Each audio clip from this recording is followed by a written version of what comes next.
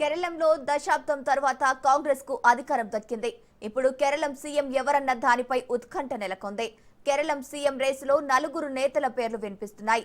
రేసులో కేసీ వేణుగోపాల్, విడి సతీశన్, రమేష్ చెన్నితల, శశిధరుడు ఉన్నారు.